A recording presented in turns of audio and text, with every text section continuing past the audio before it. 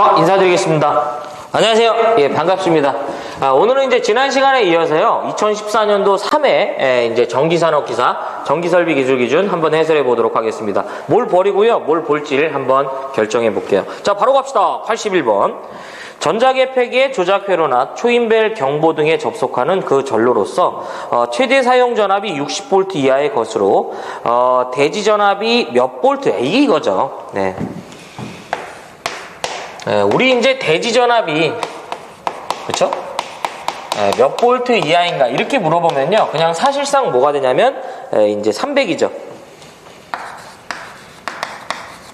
네. 그래서 정답은 몇 번이냐면 이제 3번입니다. 네, 3번. 그리고 여러분들 하나 요거는 기억을 하셔야 돼. 요 문제는 사실 무슨 회로가 되냐면 그 소세력 회로라고 하는데요. 요거 이제 전압 물어보면 60V의 이하의 것들을 저희가 이제 그 소세력이라고 그래요. 전기의 세력이 작다라는 표현인데, 어쨌든 소세력 회로라고 나오면 여러분 나중에 요 전압 물어보는 문제 있거든요. 몇 볼트가 된다? 60V 이하의 것이 된다. 같이 기억합시다. 자, 82번. 제2차 접근 상태를 바르게 설명한 거예요. 82번. 용어에 대한 얘기네요. 자, 2차 뭐가 된다? 접근 상태다. 따로 이 테마에서 더 나온 건 없고요. 몇 메다가 되냐면 3m 미만이 되겠습니다. 요거 하나만 기억하시면 됩니다. 설명은 할게요. 자, 그러면 뭔 얘기냐면, 자, 2차 접근 상태라는 건요, 어떤 전력 시설물, 가공전선로가 이렇게 이제 지지물이 있고요. 자, 이렇게 우리가 완금이 부착된 상태에서 전력선이 이렇게 가선이 되어 있습니다. 이 가선된 전력선을 기준으로요,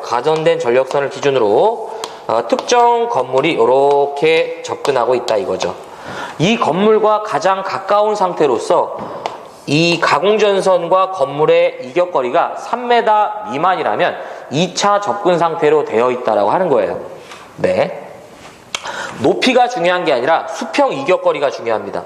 그래서 지금 이 말을 하는 것은 3m 미만이라고 말한 것은 2번밖에 없죠. 가공전선이 다른 시설물과 접근할 경우, 가공전선이 이 가공전선의 이제 그 가공전선이 다른 시설물의 위쪽이나 옆쪽으로 수평 이격거리죠. 방금 제가 말씀드린 요게요, 시험 문제에서 이제 나오진 않지만 접근 상태는 1차 접근 상태라는 것도 있어요. 1차 접근 상태는 뭐냐면 3m 이상인 지역을 말합니다. 근데 이건 좀 잘못된 얘기예요. 왜 그러냐면 이건 사실 여기에다가 숨은 뜻이 하나 더 있어요. 만약에 예를 들어서 1차 접근 상태가 3m 이상이면 지금 이 전선이 서울에 있대요. 그러면 부산에 있는 것까지 이제 건물이랑도 1차 접근 상태잖아. 그게 아니라 3m 이상이면서 이 전선이 이렇게 A자로 가선돼 있겠죠. 어떤 식이든 여기서 끊어지든 여기서 끊어지든 여기서 끊어지든 바람에 날려서 얘랑 닿을 우려가 있다, 이런 의도를 얘기하는 겁니다. 근데 시험에서 나온 적이 없어요. 얘는 3m 이상 이거는. 그래서 2차 접근 상태는 무조건 몇 메타 미만만 기억하자. 3m 미만만 기억하면 되겠다라는 얘기죠. 그래서 82번은 정답이 몇 번이냐면 2번이 되겠습니다. 넘어가 보자. 자, 83번이에요. 고압 보안공사에 의해서 철탑을 지지물로 사용할 경우 경과는 몇 메다 이제 이하가 돼야 되는가라는 거죠. 그래서 83번은 보안공사와 관련된 내용입니다. 네, 지워보자.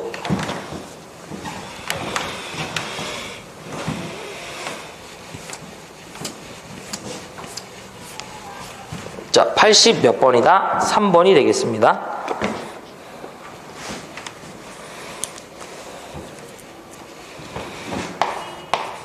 요거는 이제 그 88번이랑 제가 연계를 해서 설명해 보도록 할 건데요. 어쨌든 한번 보도록 할게요. 요거는 테마는 뭐가 되냐면 보안공사예요. 무슨 공사? 보안공사. 어떤 안보나 기밀 이런 게 아니라요, 좀 더 말 그대로 뭐 한다? 보안한 공사다. 자, 첫 번째가 조건이 있고요. 보안공사는 5가지예요. 저압 보안공사, 고압 보안공사, 그 다음에 제1종, 아이고, 제종이라고 썼네. 제1종 특고압 보안공사가 되고요.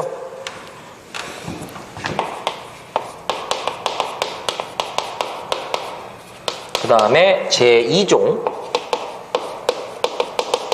특고압 보안공사가 되고, 그 다음에 제 몇 종? 3종 특고압 보안공사가 됩니다. 예. 그래서 5가지예요. 자, 그러면 첫 번째가 저압 보안공사는 400V 이하의 경우라면 최소 전선의 굵기가 얼마 이상의 전선을 사용해야 된다? 4mm 이상의 전선을, 경동선 써라 이거죠. 그 다음에 400V를 초과하는 누구? 이 고압에 준한다면 전선은 최소 얼마가 된다? 5mm 이상이 되겠다. 경동선이 되겠습니다. 자, 그 다음에 제1종 특고압 보안공사인데요. 언제 해? 물어봐요. 35kV를 초과하는 전선로가 몇 차 접근 상태? 2차 접근 상태. 우리 3m 미만이죠? 상태로 시설되는 경우를 말하고요. 그 다음에 2종 특고압 보안공사는 기본적으로 전압이 얼마? 35kV 이하인 전선로로서 몇 차 접근 상태?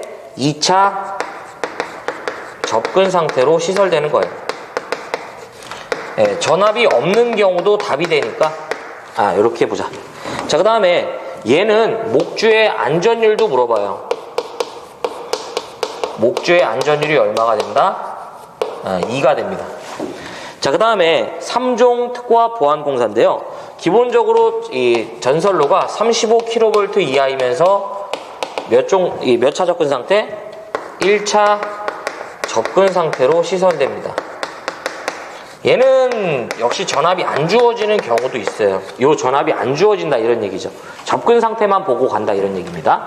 자, 그 다음에 지지물로 제가요 또 하나 물어보는 게 목주나 A종을 선택했을 때와 B종 지지물을 선택했을 때와 철탑이라는 지지물을 선택했을 때 뭘 물어본다? 경관을 물어본다. 자, 어떤 식이든 이제 철주나 철근, 콘크리트주는 구성재에 따라서 A종과 B종으로 구분합니다. 어떤 식이든 목주나 A종 철주, A종 철근, 콘크리트주라는 걸 사용했을 때 경관은 얼마가 된다? 100m 이하가 돼야 됩니다. 다만 제1종 특고압 보안공사는 그들을 설치할 수 없습니다. 자, B종인데요. 150,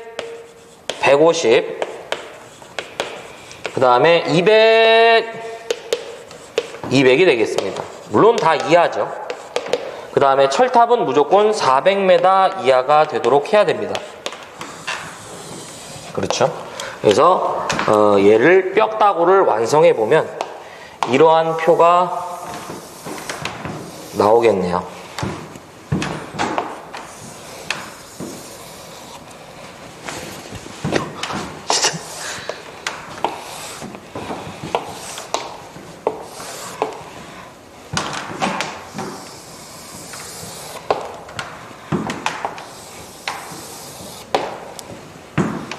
이게 표를 하도 오래되니까 표를 그리는 이러한 스킬이 아주 상승하고 있어요. 자, 봅시다. 자, 83번이죠. 고압 보안공사예요. 누구? 고압 보안공사네요. 지지물로 뭘 사용했다? 철탑을 사용했네. 경관 물어봤네요. 400m네. 그쵸? 그래서 정답은 몇 번이다? 3번이 되겠습니다. 자, 88번 보자.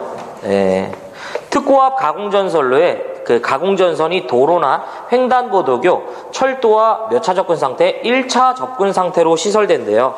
몇 종 특고압 보안공사를 이제 진행하냐라고 하는데 핵심 용어는 여기 있죠. 무슨 상태? 1차 접근 상태. 전압이 안 주어지는 경우도 그러하다고 했잖아요. 몇 종 특고압 보안공사? 3종 특고압 보안공사를 진행한다라는 거. 그래서 정답은 88번은 몇 번이냐면 3번이 되겠습니다. 이렇게. 자, 그 다음에 84번 볼게요. 어쨌든 보안공사는 이렇게 꼭 정리 부탁드립니다. 84번 화약류 저장소의 전기설비의 시설 기준으로 틀린 거죠. 화약고와 관련된 시설이 되겠습니다. 화약류 저장소의 전기 설비.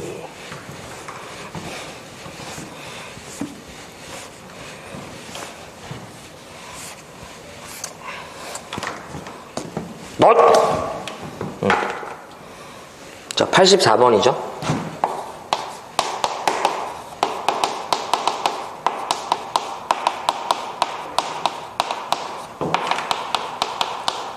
이제는 이거는 하나 정도만 기억하시길 바래요. 이게 원래 대지전압도 시험에서 나오는 건데 계속 말씀드리지만 우리 대지전압은 몇 볼트 이하야? 300볼트잖아. 그런 걸 하는 거 아니고 첫 번째가 이제 그 전기 기계 기구를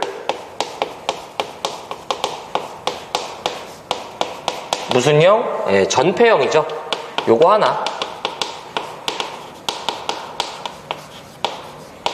시험에서 이제 답이 되려면 아마 이제 요것만 이제 물론 대지전압도 있지만, 자, 지금 문제에서는 틀린 거죠. 그래서, 전로의 대지전압은, 150V 이하가 아니라 300입니다.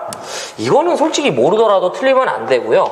두 번째 조건 보면, 전기 기계기구는 무슨 형? 지금 말씀드린 대로 전폐형일 것. 네. 3번. 이것도 예전에 이제 요걸 갖고 이제 시험 문제 했었어요. 그래서 화약고 같은 경우에는, 이제 이 차단기도 안에 두는 게 아니라 밖에 둬야죠. 왜냐하면 이제 우리가 회로를 차단하면서 발생되는 아크에 의해서요, 어떤 이로 인한 화재가 발생될 우려가 있기 때문에 이들로 인해서 이제 이 폭발할 수도 있잖아요. 그래서 차단기도 얘는 안에 두는 게 아니라 밖에 두고요. 지락이 생겼을 때 당연히 이 누전 차단기 이제 더 줘야죠. 그래서 4번도 맞는 말이에요. 그래서 84번은 정답이 1번입니다. 자, 85번 보겠습니다. 옥내에 시설하는 전동기에 과부하 보호 장치의 시설을 생략할 수 없는 경우에요. 희한하게 이제 요거는 설치하는 조건을 물어보는 게 아니라 생략 조건을 물어봅니다. 자, 전동기 과부하 보호 장치 생략 조건이 되겠습니다. 전동기 과부하 보호장치 생략 조건이죠. 일단 현장에서는 이 전동기 과부하를 보호하기 위해서 THR, 서머 릴레이라고 그래. 열동계전기나 이걸 봐달라는 게 아니에요. 그냥 참고적으로 말씀드린 거지. EOCR, 전자식 과전류 계전기라는 걸 이용해서요, 전동기 과부하를 보호하고 있습니다. 하지만 다음의 경우 그러하지 아니하다 이거죠. 요즘에는 사실 거의 다 이걸 설치해줘요. 열동계전기는 열에 의해서 동작되다 보니까 보호 범위가 좀 제한적이고요. 얘는 내가 아예 이 트립되는 전류를 세팅할 수 있죠. 자, 첫 번째가 전동기의 출력이 0.2kW 이하의 것은 별도의 과부하 보호 장치를 두지 않아도 돼, 이런 얘기죠. 자, 두 번째가요, 똑같아요. 단상의 것으로. 단상이라는 말은 안 기억해도 됩니다. 단상의 것으로 과전류 차단기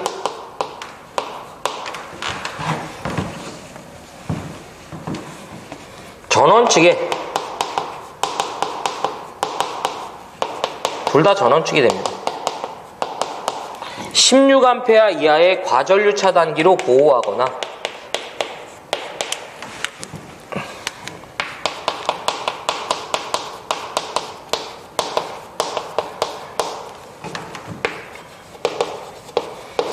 또는 20A의 배선용 차단기로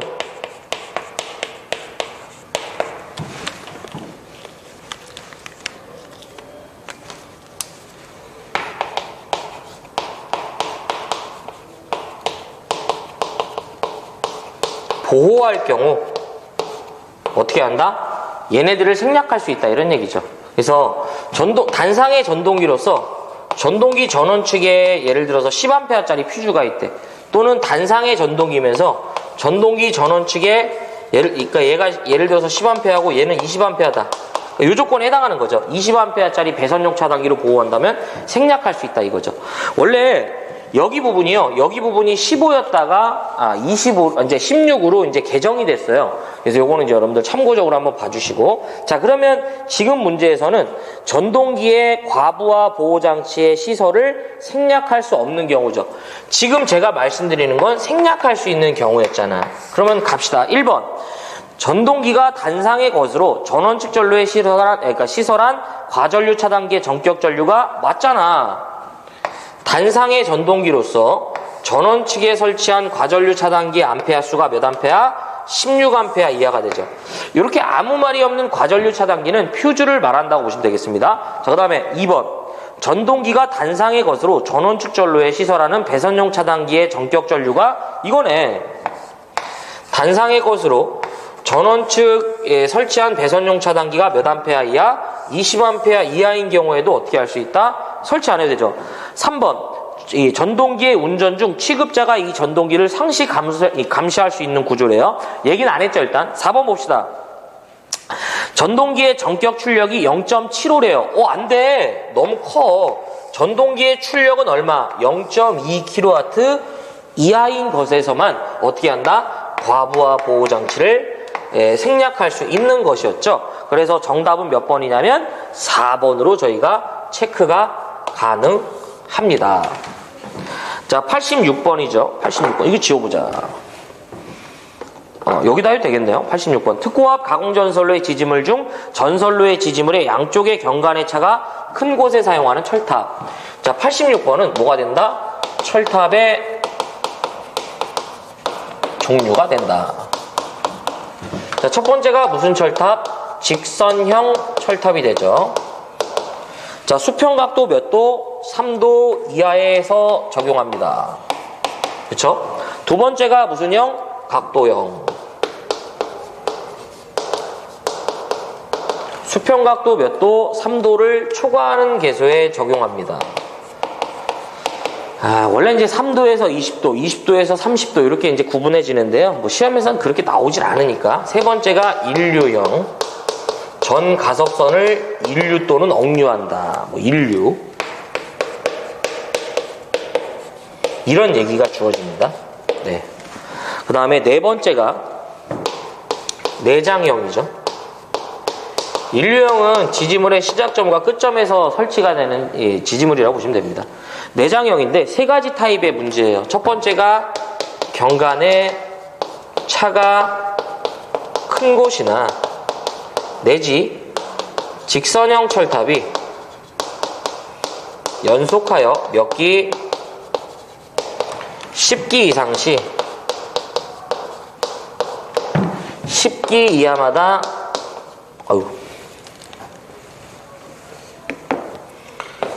10기 이하마다 1기씩 건설하고요. 그 다음에 불평형 장력이 지나치게 가해집니다. 뭐 이런 얘기 나와요.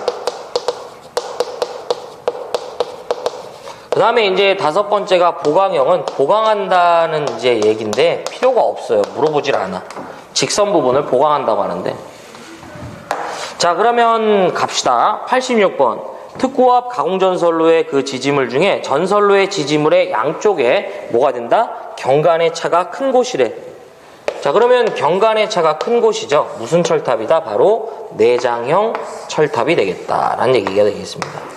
그래서 직선형은 3도 이하, 각도형은 3도 초과, 인류형은 인류 억류한다. 내장형은 경관의 차가 큰 곳, 직선형 철탑이 연속해서 몇 기? 10기 이상 시 10기 이하마다 1기씩 건설, 불평형 장력. 이 정도만 정리해 주시기 바랍니다. 자, 그 다음에 87번. 저압 연접 인입선은 폭 몇 메타를 초과하는 도로를 횡단하면 안 되는가? 연접 인입선의 시설 기준이고요. 자, 이거 지워보겠습니다. 이것도 나오는 부분만, 시험에서 나오는 부분만 정리해 봅시다.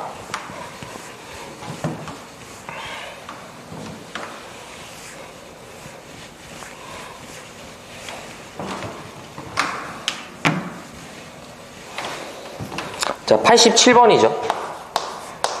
연접 인입선이 되겠다. 이건 정의를 물어봐요. 그래서 연접 인입선은 제가 이렇게 좀 정리를 해드렸었죠. 출발점과 어디가 된다? 도착점을 잘 보자 이거죠. 연접인입선의 출발점은 어디가 된다? 수용가가 출발점이고 도착점도 어디가 된다? 수용가가 된다라고 말씀드렸습니다. 물어보죠. 그래서 인입선이라는 건 우리 집으로 들어오는 선을 얘기하는 거예요.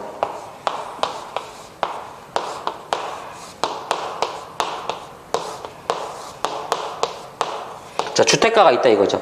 자, 우리는 이제 배전선로 해서요, 전원선을 이렇게 인출하는 거죠. 이렇게 노란색으로 그린 걸 저희는 가공인입선. 자, 우리 집에서 옆집으로 분기하는 요거를 연접인입선이라고 하는 거예요. 그래서 한 수용장소에서 출발하여 다른 지침을 거치지 않고 다른 수용과 인입구에 이르는 전선을 말한다라고 하고요. 자, 얘는 시설 기준을 물어보는데 첫 번째가 분기점으로부터 몇 메타? 100m 넘는 지역에 미치지 말 것입니다. 그러니까 100m 이하로 해 이런 얘기예요. 그러니까 여기 지금 분기점으로부터 100m 이하로 하라 이런 얘기고요. 두 번째가 폭이 지금 이 문제죠. 5m 넘는 도로횡단 안 돼요.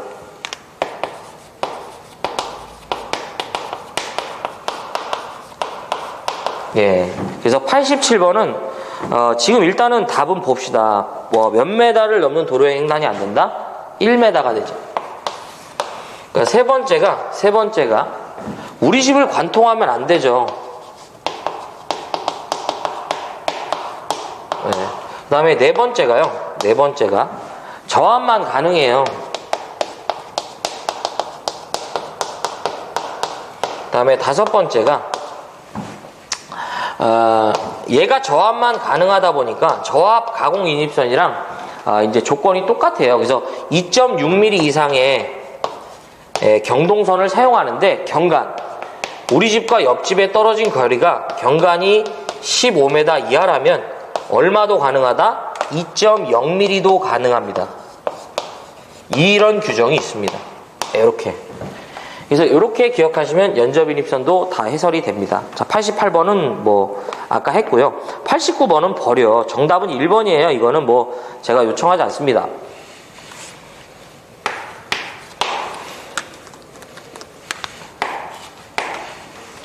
저 테마가 그렇게 잘 나오는 테마는 아니에요.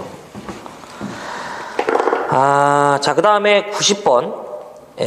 특고압 가공전선과 이제 삭도와 1차 접근 상태로 시설되는 경우에 대한 기준인데요. 자, 90번. 폭연성 분진 또는 이제 화약류 분말이 존재하는 곳에 저와 목내 배선은 어느 공사에 의하는가? 분진 등의 시설이 됩니다. 이건 두 가지 타입으로 구분하죠. 첫 번째가 무슨 분진? 폭연성 분진이죠. 먼지죠, 먼지. 그 다음에 두 번째가 무슨 분진? 가연성 분진이 되겠습니다. 폭발할 우려가 있는 그 먼지가, 이 분진이 상시 체류하거나 어떤 제조, 어쨌든 이런 부분에 의해서요, 전기 설비가 발화원이 돼갖고 폭발할 수 있다 이런 얘기죠. 그러므로 인해서 이제 우리가 전기 설비를 반드시 어떤 공사만 하냐고 물어보는데, 폭연성 분진은 반드시 금속관이랑 무슨 공사를 해야 된다? 케이블 공사만 진행해야 됩니다. 자, 가연성 분진인데요. 가연성은 자, 똑같아요. 이건 불이 붙는 거야. 금속관과 케이블은 깔고 들어가는데 마지막 하나가 뭐가 된다? 합성 수지관이 됩니다. 예. 그래서 폭연성은 두 가지밖에 없기 때문에 가능 공사밖에 못 물어봐요. 구조 자체가. 하지만 가연성은 아니죠. 얘는 이제 아닌 것으로 물어봅니다. 가연성 분진의 이제 공사 방법으로 아닌 거 물어보는데, 대표적으로 가요전선관이나 그다음에 애자공사가 그래요. 뭐 참고적으로 알고 계시면 좋아. 자, 그러면 90번 갑시다. 폭연성 분진 또는 화약류 분발이 존재하는 곳에 뭐가 된다? 저와 목내 배선은 어느 공사에 의하는가? 4번에 보면 금속관 또는 케이블 공사. 요거네요.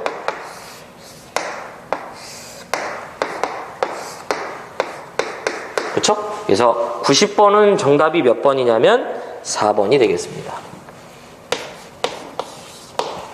자, 91번 봅시다. 가공전선로에 사용하는 지지물의 강도 계산 시 그 구성재의 수직 투영 면적 1m 제곱에 대한 풍합하중에 적용 시 갑종 풍합하중에 대한 기준으로 잘못된 거죠.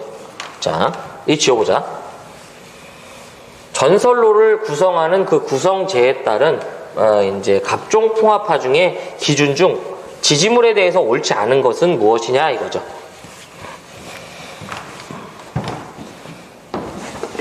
자, 91번이 되겠습니다. 전선로를 그 구성하는 구성재에 따른 뭐가 된다? 갑종 풍합 하중이 되겠습니다. 네.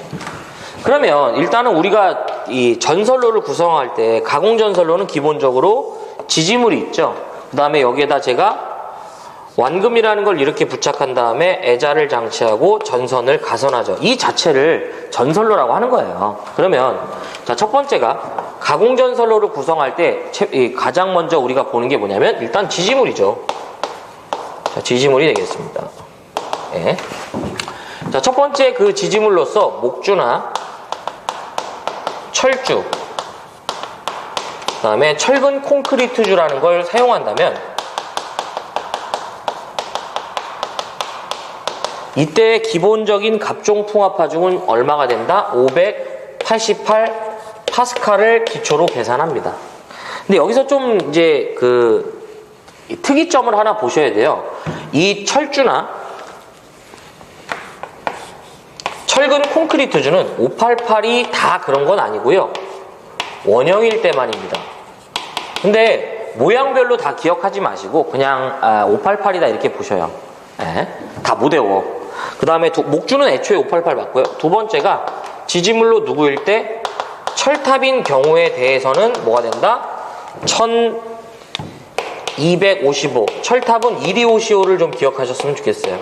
그러면 저는 지금 누구를 고려했냐면 이 지지물을 설계하면서 풍합하중을 고려했고요. 두 번째가 누가 되냐면 전선도 고려를 해줘야 되죠. 우리 전선은 두 가지 타입이야. 즉 이 부분을 설계하겠다 이런 얘기죠. 그러면 전선은 첫 번째가 뭐냐면 복도체가 될 수 있고요. 또는 뭐가 된다? 다도체가 되겠습니다. 두 번째가 뭐가 된다? 기타 내지 단도체가 됩니다. 네. 자, 복도체인 경우에는 얼마가 되냐면 쭉쭉쭉 기억하셔. 666 파스칼. 한 상의 전선을 두 가닥 이상의 전선으로 해서 한 개의 전선의 효과를 보는 거죠. 단도체는 기타 7레어를 기억합시다. 네. 세 번째가 뭐가 된다? 애자장치가 되죠. 애자장치. 얼마가 된다? 1039 파스칼이 되는데요. 요거 얘기하는 거죠. 그쵸? 예. 요거 이제 외울 때 애자는 39살이라는 분이과 그 딸은 10살이다. 뭐 이렇게 아셔도 되고, 아니면 그냥 외우셔야 돼. 방법이 없어, 이거. 숫자의 연관성을 찾기가 어려워. 그 다음에 네 번째가 완금 및 뭘 말한다? 또는 이제 완철을 말한다고 보시면 돼요. 같은 뜻이에요. 완금 또는 완철이 되는데, 네. 이거 얘기하는 거죠. 네. 자, 요 놈은 뭘 기억하자? 소방차만 기억하시면 됩니다. 1196. 네, 뭐가 나올지 모르니까 요 정도로만 정리 부탁드릴게요. 철탑도 1255가 아닐 때가 있는데 그냥 과감히 찍어. 다 못해. 자, 그러면 갑시다. 가공전선로에 사용하는 지지물에 대한 갑종풍합하중이 아닌 거죠. 자, 목주 588 맞고요. 그 다음에 원형 철주 588 맞아요. 자, 철근 콘크리트주 1117이 애초에 없고요. 588 아니면 조건에 따라서 좀 다른데 정답은 어쨌든 몇 번이다? 3번이 되겠습니다. 자, 그 다음에 이 철탑 1255 맞아요. 네. 넘어가 보겠습니다. 자, 92번 고압 가공전선이 경동선일 경우에 전선의 이제 안전율을 물어보는 거죠. 네. 92번인데요. 가공전선에 뭐가 된다?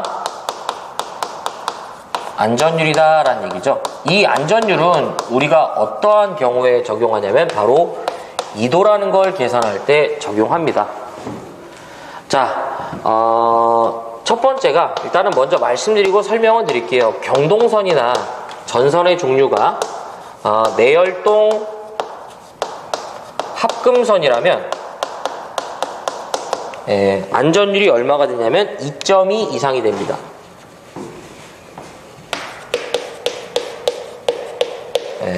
두 번째가 이를 제외한 누가 된다?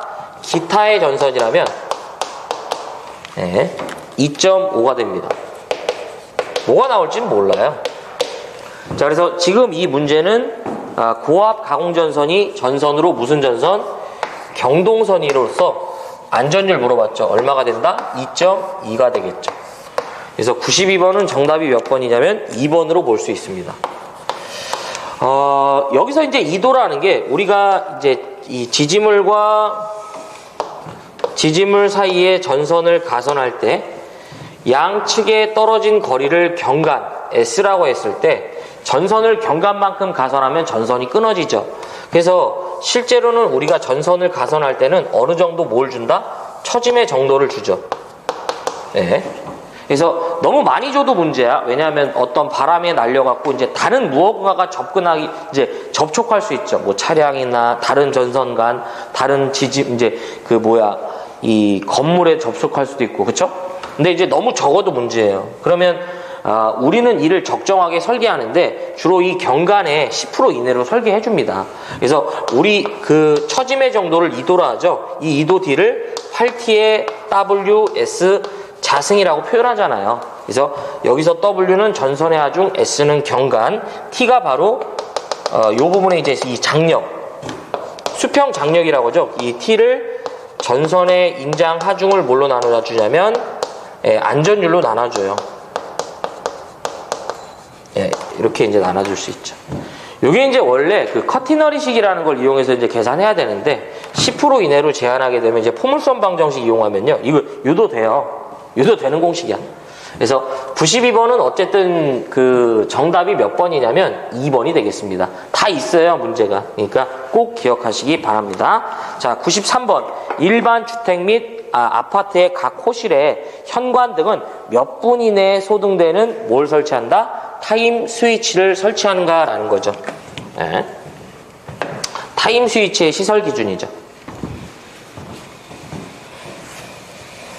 자, 지웁시다. 생각보다 요 해는 2014년도 3회는 삭제된 문제가 많았네요. 문제가 이제 93번까지밖에 없죠. 그리고 이제 주로 큰 테마의 문제가 많이 좀 이제 삭제가 됐었어요. 예. 자, 93번인데 일반 주택이나 아파트 각 호실에 현관 등에 설치되는 이 타임 스위치는 몇 분 이내에 이제 소등돼야 되는 건데요. 93번은 뭐가 된다? 타임 스위치가 되죠. 센서 등이라고 보시면 돼. 그래서 첫 번째가 이거 어떻게 기억하자고 했었죠? 일단은 호텔만 기억하시지 마시고요. 관광업, 숙박업을 같이 기억합시다.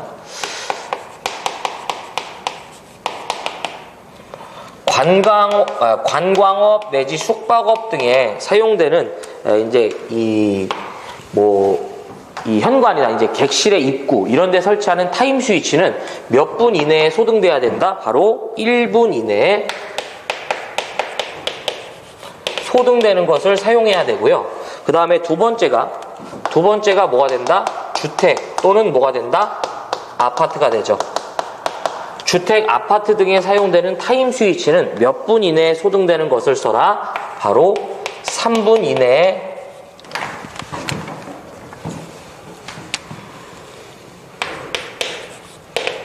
소등되는 것을 사용하라 이거죠. 네. 자, 그래서 이제 드물게 이제 이 타임 스위치의 설치 위치도 물어봤었잖아요. 네, 같이 요거 꼭 기억하자 이거죠. 네. 자, 그러면 지금 문제 봅시다. 일반 주택이랑 아파트죠. 타임 스위치는 몇 분 이내에 소등돼야 된다? 바로 3분이 되겠습니다. 그렇죠. 자, 그래서 정답은 몇 번이냐면 2번이 되겠어요. 네. 자, 그래서 여기까지가 2014년도 3회 전기산업기사 전기설비 기술기준에 관련된 해설이었는데요. 무엇을 보고 무엇을 버릴지 다시 한번 정리해 보도록 하겠습니다. 자, 80 몇 번이냐면 1번이죠. 요거 이제 소세력과 관련된 문제인데요. 사실 소세력에서 이제 60V 이하 요거 하나는 같이 기억해 주시고요. 소세력이라고 주어졌을 때. 근데 이제 대지전압은 주는 문제잖아. 300V 이하 쉬는 문제지. 어쨌든 소세력은 60V 이하다. 요거 기억해 주시고요. 그 다음에 거기 보시면 그 82번 이제 2번이죠. 2차 접근 상태는 이제 그 몇 볼트 이하인가? 바로 그러니까 몇 볼트래. 몇 메타 미만인가? 바로 3메다가 되겠죠. 꼭 기억 좀 해주시고요. 자, 넘어가 보겠습니다. 네. 83번. 고압 보안공사 시 그 철탑에 대한 그 이제 경관을 물어봤죠. 그래서 83번과 88번은 보안공사와 관련된 내용이에요. 그래서 요거를 꼭 이제 여러분들 이제 보안공사는 다 정리해 주시고요. 화약류 저장고도 제가 말씀드렸던 한 가지 꼭 기억해 주시고 85번. 옥내에 전동기 과부하 보호장치 생략 조건이 있었죠. 보셔야죠. 세 가지. 86번. 어쨌든 특고압 가공전선로의 지지물에 시설하는 철탑에 대한 부분인데 철탑의 종류 꼭 합시다. 87번 연접인입선 내용 정리 다 하셔야 되고요. 그 다음에 89번 버려. 88번은 보안공사 하자고 했잖아. 그 다음에 90번 어쨌든 폭연성 분진에 대한 얘기인데 분진에 대한 두 가지 형태 있었죠. 폭연성과 가연성. 그 다음에 91번 지지물에 대한 그러니까 가공전선로의 그 갑종풍합화중에 대한 그 구성재에 따른 기준이 있었죠. 모두 다 기억하셔야 되고 그 다음에 92번 전선의 안전율이 주는 문제입니다. 꼭 하셔야 되고요. 종류별로. 93번 어쨌든 이 타임 스위치와 관련된 거죠. 꼭 좀 기억해 주세요. 그래서 혹시 이제 이게 이제 81번에서 이 소세력이라고 안 주어지더라도 여러분들 이제 요 말이 지금 이제 안 주어지더라도 초인벨이나 경보벨 등의 이제 이런 얘기가 나오면 60V 이하다. 요거를 좀 같이 기억하셨으면 좋겠습니다. 요 말이 이제 안 주어질 확률이 또 있기 때문에. 근데 어차피 이게 소세력 회로에 대한 기준이기 때문에요. 여러분들이 이제 혹시나 이제 그 말이 주어지더라도 초인벨이나 경보벨만 주어지더라도 60V 이제 이하다. 이렇게 좀 같이 했으면 좋겠어요. 예. 자, 그래서 여기까지가 2014년도 3회 전기산업기사 전기설비기술기준에 대한 해설이었습니다. 어쨌든 이제 시청해주셔서 고맙고요. 저는 다음 회차 때 이어서 뵙는 걸로 하도록 하겠습니다.